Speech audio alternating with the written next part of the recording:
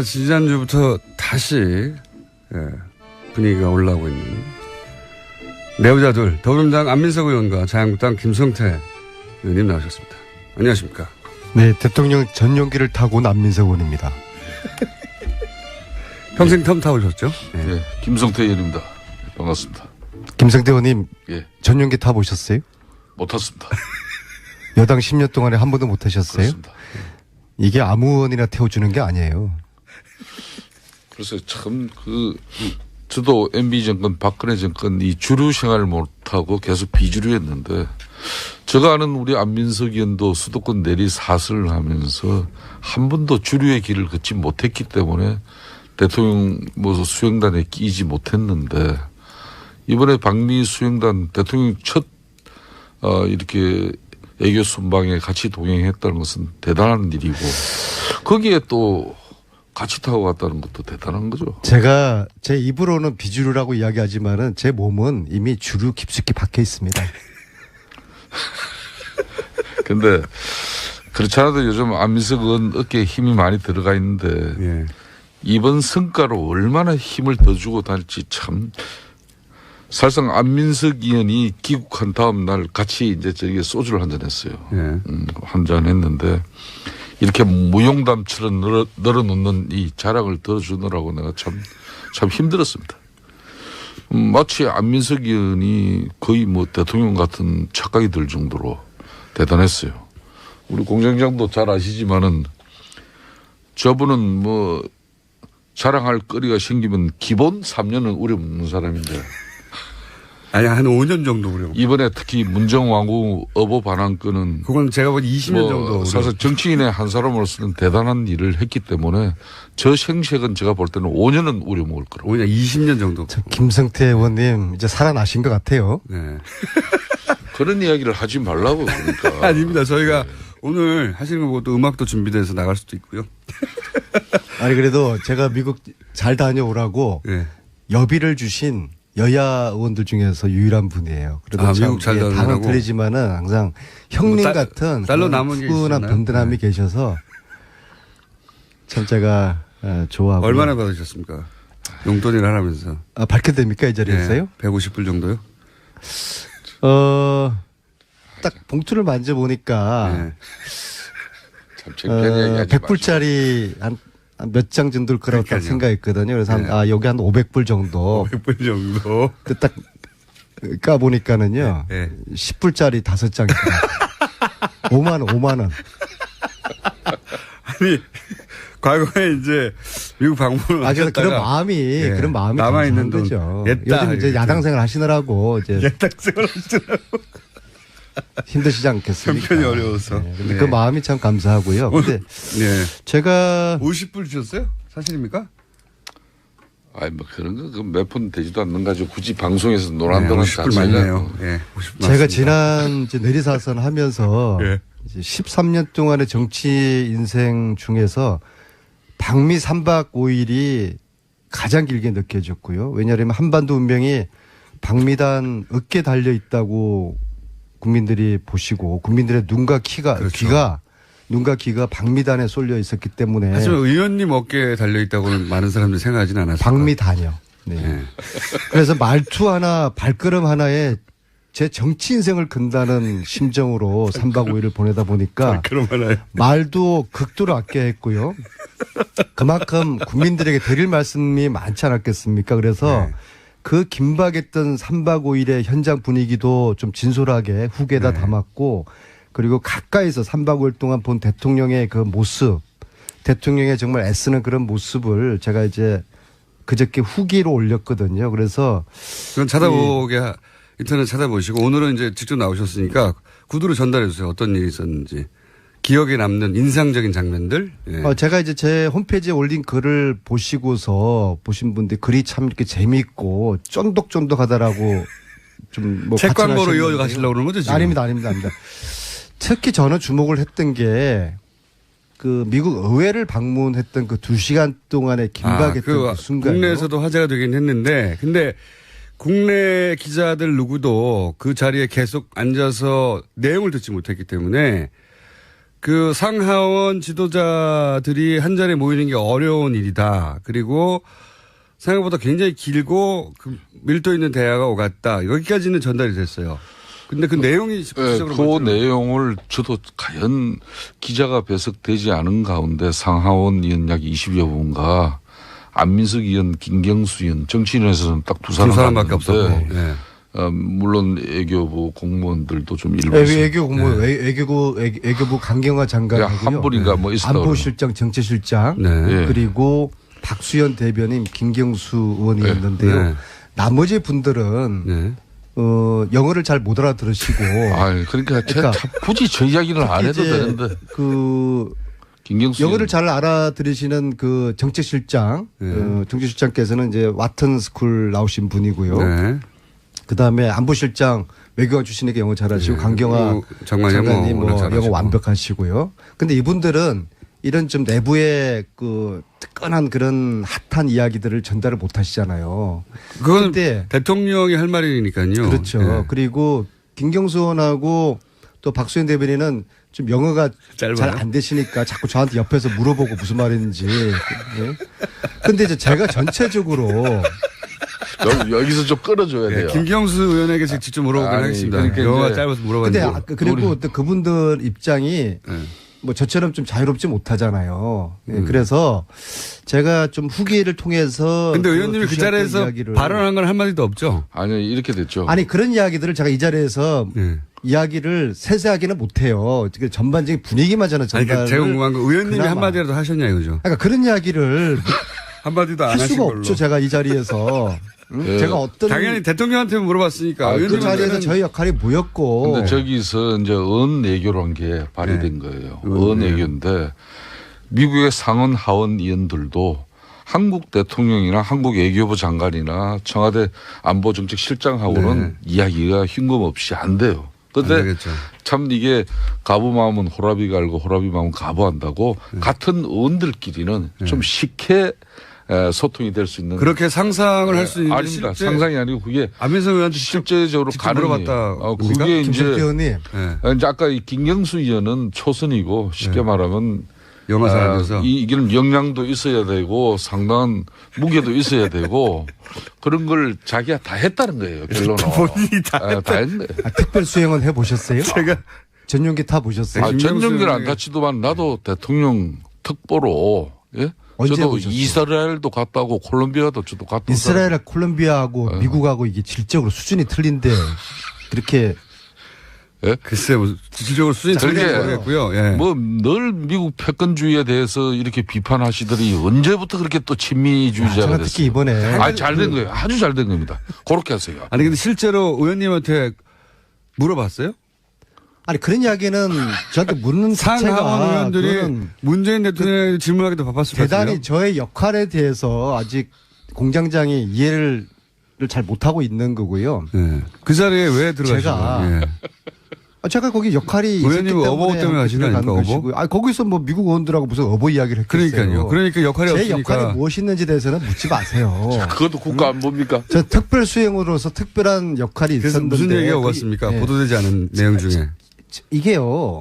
우리는 하원 1시간 방문하고 상원 1시간 방문한 게 그분들하고 차 한잔 하면서 그러니까 티타임 그런 정도 아니에요. 덕담이나 나누는 걸로 처음에는 가볍게 뭐 칭찬해주고 환영해주고 그런 줄 알았는데 이게 완전히 송곳 같은 질문을 하는 이게 청문회 같은 그런 분위기였어요. 비공개였거든요. 그러니까 기자분들은 아무도 없었어요. 그러니까 이야기를 훨씬 더 자유롭겠죠. 당연히.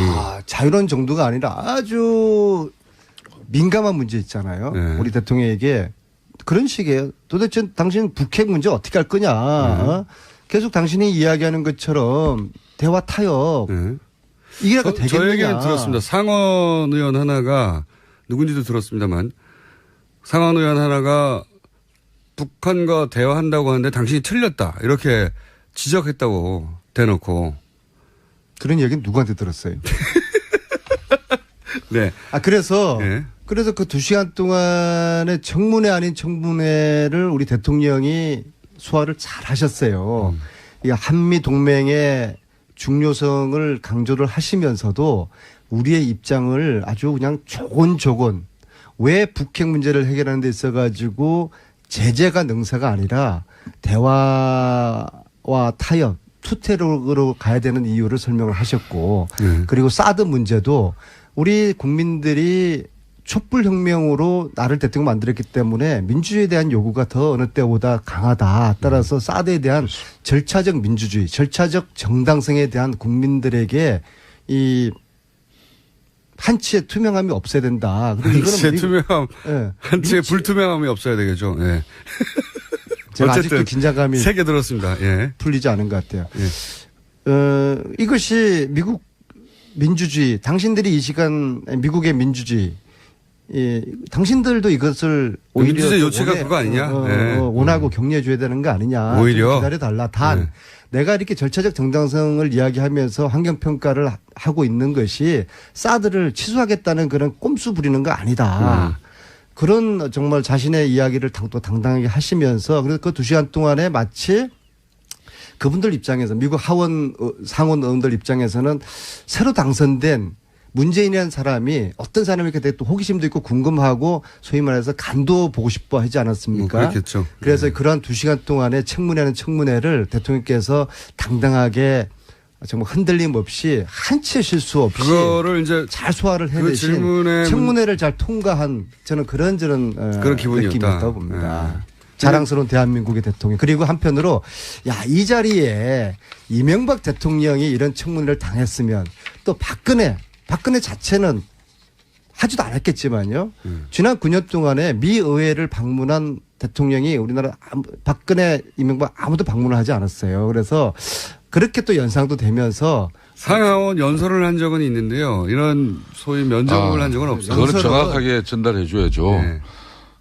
대통령이 미국에 방문할 때 국빈 방문이 되면은 상하원에서 연설을 합니다. 예. 이번에는 아시다시피 국빈 방문은 실무 안 되었죠. 연설이라는 거야. 뭐 주어진 원고 가지고. 그렇지만은 상하원 의원들 약 20여 분을 이렇게 모시고 그들이 궁금해하고 그런 건 처음이에요. 의혹을 가진 이런 부분은 이번에 처음이죠. 미 의회에서 1문 1답을 2시간 동안 즉흥적으로 질문을 받아서 대답을 하고 또 이것을 무난하게 소화를 해낸 대한민국 대통령이 저는 참으로 자랑스러웠고요. 그다음에 그 옆에서 보시니까 내가 저 자리에 있었으면 내가 저런 대답을 할 수 없었을 텐데 이런 생각을 하셨습니까? 저는 뭐 발끝에도 못 돌아가고요. 트럼프 입장에서는 저는 우리 대통령에 대한 예우를 잘 해줬다고 봐요. 왜냐하면은 영빈관에서 3박을 하셨거든요. 이례적인 일이에요. 영빈관은 이틀밖에 의례적으로 내주지를 않아요. 그 다음날에 비었나 보죠 뭐.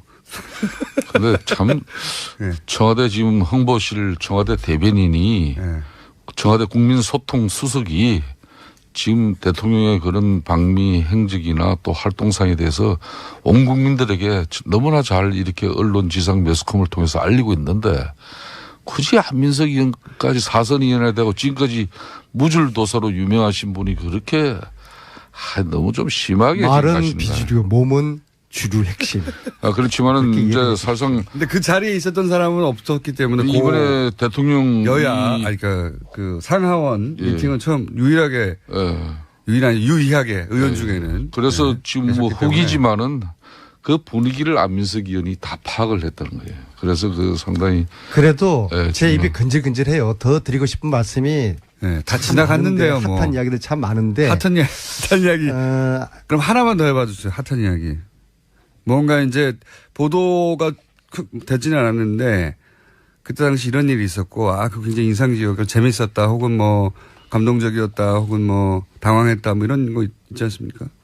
제가 김어준 공장장을 알고 연구한 지가 10년이 됐는데 이런 그 미끼에 제가 넘어가지를 않고요. 잘 넘어가시죠. 한 가지만 제가 말씀드릴게요. 하원은 9명 1대 9의 그런 청문회가 있었고요. 상원은 11대 1이었어요. 11대 1. 그래서 1시간씩 주요 인사들이 다 왔다는 건 제가 들었습니다. 그럼요. 뭐 원내대표들, 국방위원장, 외교위원장 다 오고요. 그런 사람들이 한 자리에 모이기는 힘든다는 얘기까지 들었고요. 그런데 그러니까 하원 상원 따로따로였어요. 김수태 의원은 그 자리에 안 계셔서 자꾸 이게 한 자리에 있었던 걸로 혼동하시는데 자, 하원은 그래도 예의를 깍듯하게 갖춰 줬어요. 네. 왜냐하면 처음부터 끝까지 1시간 동안 9명이 저는 그 자리에서 정중하게 우리 대통령과 질의응답을 나눴고요. 네. 상원 네. 이 11분은요. 끝날 때쯤 되니까 4명밖에 안 남아 있더라고요. 얘기하다가. 사실 좀 제가 기분이 막 좀 불쾌했습니다. 나가던가요? 네. 뭐 중간에도 왔다리 갔다리 하고 네. 끝났는데 만약에 트럼프 대통령이 우리 국회에 왔는데 끝날 때쯤 돼가지고 앉아있던 의원들이 절반이 자리를 떴다.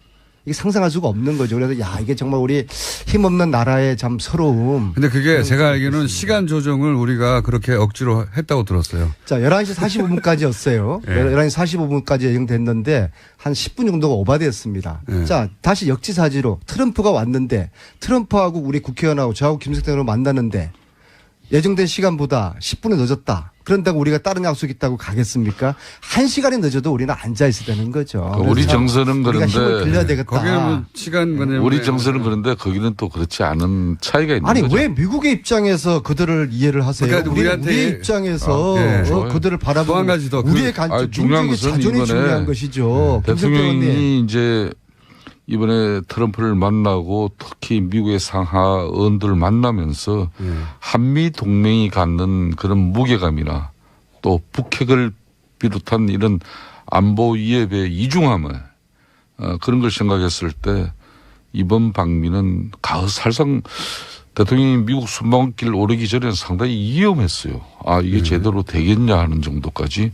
우려가 그렇지만은 많았죠. 방미 결과는 얼마나 많은 선물 보따리를 갖고 돌아왔는지 이렇게 일부 언론은 따지는데 저는 그렇게 해서는 좀 야박하다는 생각이 들어요. 다만 성과물을 만들었어야 하는 순방이었던 것은 신뢰입니다. 그 신뢰를 확보하는데 그래도 상당한 부분 의미를 둘 수 있다. 저는 윤석태 형님은 성공적인 저 정도면 우려에 비해서는 약 80%의 저는 성공을 80% 성공 정도 된다. 네. 첫술에 배부르겠습니까? 이번은 무엇보다도 두 정상이 만나서 한미 동맹의 중요성을 확인을 하고 두 분 간의 기본적인 신뢰관계에 초석을 놨고. 근데 제가 궁금한 거는 상원 의원 중에 한 사람이 대놓고 당신 잘못 생각한 거라고 남북 대화를 한다는 것은 이렇게 잘못 생각한 거 아닙니까? 라고 질문한 게 아니라 잘못 생각했다고 단정하고 대화를 시작한 의원이 있었다고 하고 거기에 대해서 그 문재인 대통령이 반박을 또 했다고 하는데 그건 공개하실 수 없어요? 누군가로부터 공전장이 전에 들은 모양인데 네. 그 말씀은 아주 틀렸다고는 이야기할 수 없는 정도로만 제가 답하겠습니다. 제가 말한 것이 아주 틀렸다고는 할 수 없다. 그러면 틀린 부분이 뭡니까? 대체적으로 맞았어요. 그래서 굉장히 팽팽한 긴장감이 있었다고 그때. 우리가 문재인 대통령을 저도 대통령 되기 전에 이런저런 인연으로 꽤 옆에서 함께 모신 적이 있어요. 제가 교육원수원장도 했고 얘기를 간사하면서 전국적으로 투어도 같이 당대표실을 했고. 근데 대체적으로 우리 국민들이나 우리 당내 특히 의원들이 문재인 대통령께서는 사람은 참 좋고 인기가 훌륭한 분인데 좀 굉장히 너무 진중한 나머지 좀 답답한 면이 있다. 그건 좀 물렁물렁하다. 예. 저는 이번에 3박 5일 동안에 제가 본 문재인 대통령께서는 정말 이건 외유내강이다. 정말 내공의 깊이가 저렇게 깊을 수가 있냐. 비행기 또 타시려고 자꾸 그런 거 아니에요 지금? 하원 의원들 20명 앞에서 그 청문을 하시면서 그 2시간 동안에 한치 흐트러짐 없이 자신의 이야기를 조곤조곤 하면서 정말 저는 막판에 제가 가슴이 울컥했어요. 미국 국회의원들이 고개를 끄덕끄덕 하면서 속으로 그런 표정이었어요. 저 정도면은 대한민국 새로운 대통령이 우리와 대화의 파트너가 되겠구나. 신뢰할 만한 그런데 새로운 안민석 지도자구나. 의원님. 라는 그 표정이 제가 역력히 읽어지더라고요. 그래서 대한민국의 현장에서 무슨 넘어서 감동이 아직 가시지 않은 것 같아요. 그러니까 저런 감동을 저렇게 오래 가져가면 안 돼요. 제가 이런 지금은 사람이 아니지 않습니까? 방미 제가 얼마나 깜깜한 성과를 사람인데. 이렇게 자아자찬하고 있을 때가 아니에요. 우리가 방미 성과로 주도권을 찾았다고 그렇게 말씀을 했지 않습니까? 그런데 그렇게 우리가 주도권을 찾고 남북관계에서 특히 우리 정부가 주도권을 찾았는데 그런 축배를 들고 있는 사이에 당장 지금 북한은 ICBM 쏘아 올렸지 않습니까? 어제 문재인 대통령이 한미연합에 북한을 사실상 공격을 저지할 수 있는 미사일 훈련 시킨 거 이거는 정말 잘한 거예요. 이렇게 계속 미국 갔다 와서 그 분위기에 지금 젖어 있을 때가 아니에요. 상황은 하루 1분 1초가 달라져 가고 있는데 거기에 맞는 이야기를 해야지 왜 안민석 의원님은 말이에요. 오늘 그냥 미국의 대통령 순방길에 이미 그거는 일주일 전에 상황이 돼버린 걸 워낙 가지고. 처음 갔다 온 거고요. 참 옛날에는 안 저랬었는데. 안 저랬었는데. 지금 거의 좋은 일만 있습니까? 한편으로는 FTA 재협상이나 또 방위비 분담 정대 압박이라든지 이런 부담을 크게 안고 온 것도 있잖아요. 이런 이야기도 또 솔직하게 이야기를 할 건 하면서 그래도 미국의 상하원 의원들 문재인 대통령에 대한 어떤 불신과 의혹을 해소하는 데는 상당히 이번에 큰 역할이 이루어졌다. 그게 안민석 의원의 뭐 역할의 상당한 부분이지 않습니까? 과유불급 명심하겠습니다. 그렇게 돼야죠. 저는 안철수 같은 분하고 틀려요. 제가 부족하거나 잘못한 거 있으면 과감히 인정하니까는요.